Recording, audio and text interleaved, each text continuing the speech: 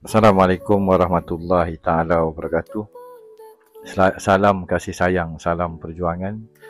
Salam cahaya Aidil Adha kepada permata cahaya mata ayahanda bunda kedua orang tua kita, membawalah kepada ayahanda yang pertama dan bunda yang pertama, induk segala induk, punca segala punca, ibu segala ibu dan ayah segala ayah. Alhamdulillah, kita bersyukur di pagi yang mulia ini kita masih diizinkan hidup di muka bumi, menikmati mentari pagi hari raya Korban, sebuah kisah pengorbanan yang dilupakan. Di dalam saya selaku penasihat kepada Majlis Bonda Warisan Pertiwi dan selaku dikatakan pengurusi atau penasihat kepada Pertubuhan Adiwira Indrayani Kebangsaan. Di pagi yang mulia ini, dikala kita mengenang akan kisahnya sebuah pengorbanan. Pengorbanan seorang anak dan putera, anak-anak Adam, Nabi Allah Ismail yang sanggup menerima perintah, ditamatkan riwayatnya, dihunus, dihiris, disembelih, dikorbankan oleh ayahandanya sendiri, Nabi Allah Ibrahim alaihissalam. Di sebalik tirai sebuah rahsia kisah ini ada berbagai peristiwa di belakang tabir yang kita terlepas pandang dan kita tidak peduli, kita tidak ada hati, jiwa dan perasaan. Hari pengorbanan ini sebenarnya adalah sebuah peristiwa yang merupakan tanda atau tenda kepada kisahnya pengorbanan yang bermula daripada ayahanda Adam sehinggalah bonda Hawa dan membawa kepada yang dikatakan Nabi Ibrahim alaihissalam dan Ismail itu sendiri.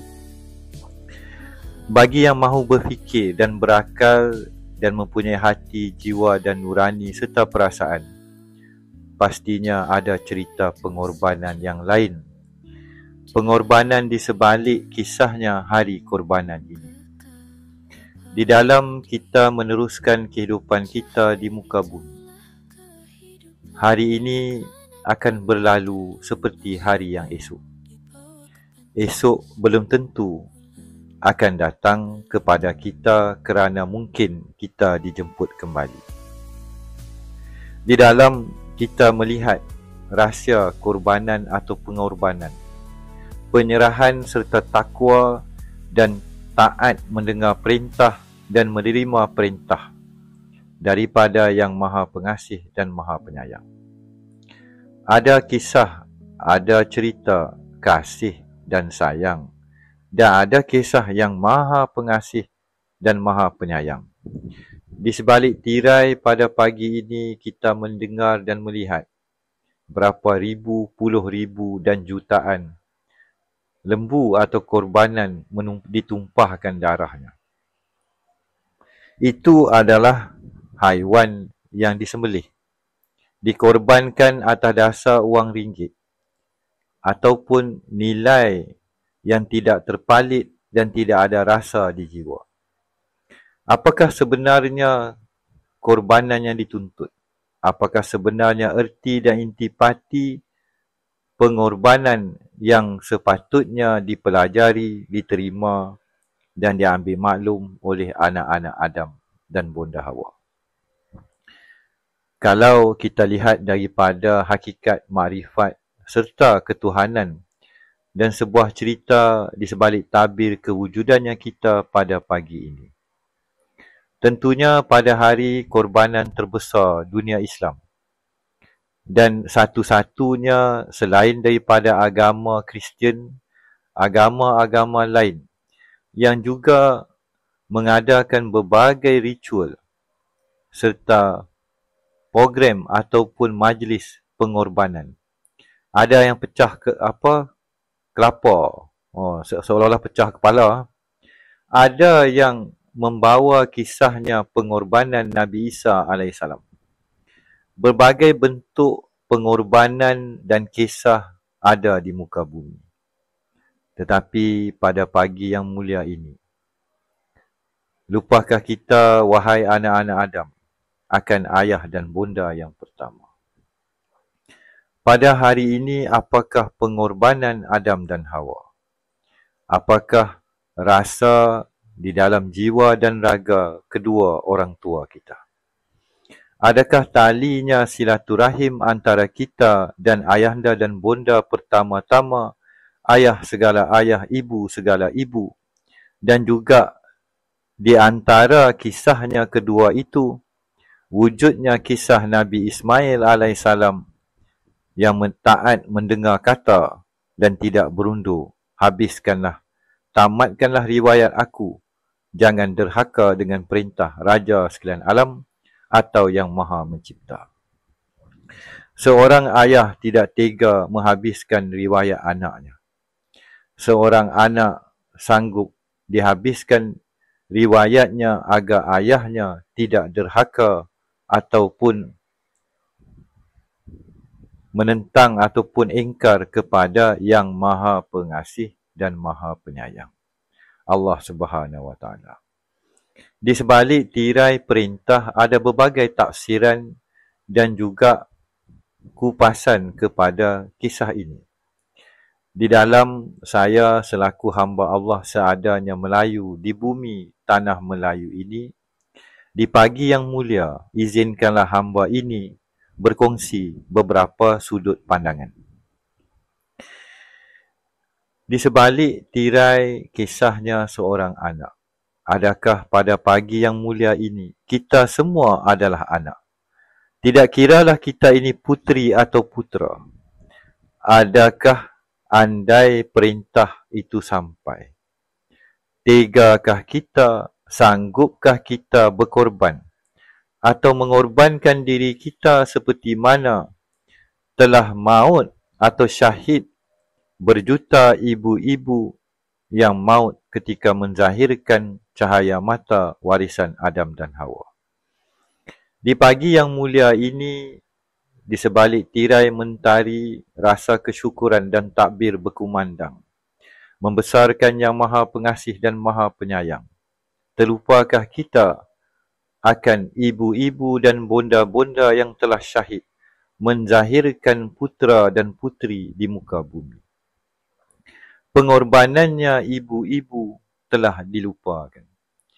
Belum lagi pengorbanan hati, jiwa dan perasaan seorang ayah. Ayah tidak mampu berkorban nyawa. Andai seorang ayah yang benar-benar ayah, lebih baik dia mati daripada anak dan isterinya maut.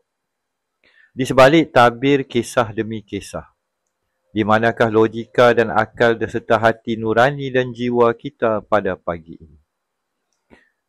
Dan dikala kita berpesta, makan, minum, bersukaria dan bercuti, dikala kita menatap wajahnya bunda kita yang masih hidup di muka bumi, adakah kita faham erti dan maksud pengorbanannya tadi? Ketika kita memandang wajah ayah kita andai ianya masih hidup, adakah kita mengerti pengorbanan dan galang ganti yang bakal dan boleh dan akan dibuat oleh sepasang suami isteri ini? Di sebalik tirai kewujudannya manusia di muka bumi, ada makam anaknya yang soleh. Di sebalik tirai ayah dan bunda, tetaplah mereka anak-anak di mata ayah dan bunda, datuk dan ninda leluhur kita. Pada hari ini, dikala dunia Melayu bergelut, termasuklah kisah mencari leluhur, mencari kekuatan serta membangkitkan DNA dan kekuatan olah dan raga. Di manakah pandangan, kasih sayang dan kembali kepada makam anaknya yang soleh dan melihat serta mengenang segala pengorbanan kedua orang tua kalian? Termasuklah kedua orang tua di dalam peringatannya Nabi Allah Ibrahim serta Ismail pada pagi ini.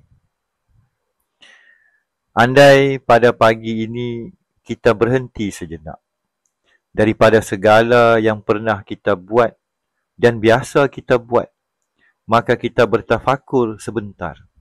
Kita merenung jauh ke dalam lubuk hati. Siapakah yang telah berkorban dan apa yang telah mereka korbankan menyebabkan kita wujud pada pagi yang mulia ini?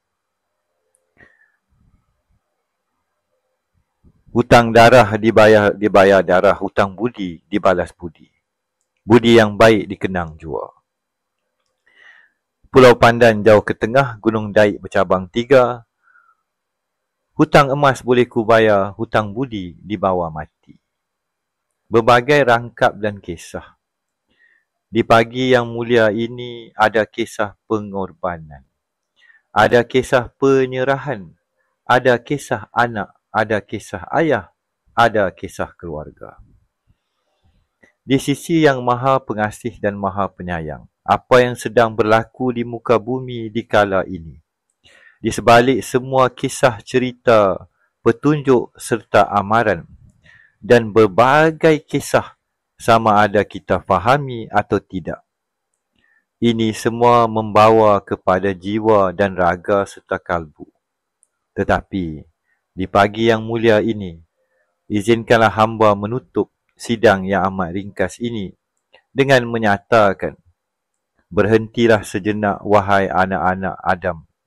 Berhentilah sejenak wahai anak-anak cahaya bonda, permata cahaya mata warisan bangsa. Fikirkanlah, kenapa kita wujud pada pagi ini? Siapakah yang telah berkorban jiwa dan raga? Siapakah yang telah putus kasih sayangnya? Dan di manakah kedudukan ayah segala ayah, ibu segala ibu? Apa yang terjadi kepada keturunan Adam dan Hawa tetap terasa di jiwa dan kalbu dan tetap menconteng arang ke wajah kedua ayah dan bunda. Di sebalik tirainya tadi, apakah kedudukannya seorang anak? Yang sebenar-benarnya anak itu tiadalah wujud di muka bumi, melainkan pakaian dan isi yang diterima dipinjam daripada dan disarungkan sepersalinannya sarungnya seorang Melayu. Orang Melayu memegang rahsia yang amat besar. Tenang-tenang, duduk-duduk. Kembalilah ke gelanggang kasih dan sayang. Dan jadilah anak yang sebenar-benar anak-anak Adam yang mengerti nilai dan tahu rahsia dan hakikat. Terima kasih. Wabillahi taufiq wa hidayah. Assalamualaikum warahmatullahi taala wabarakatuh.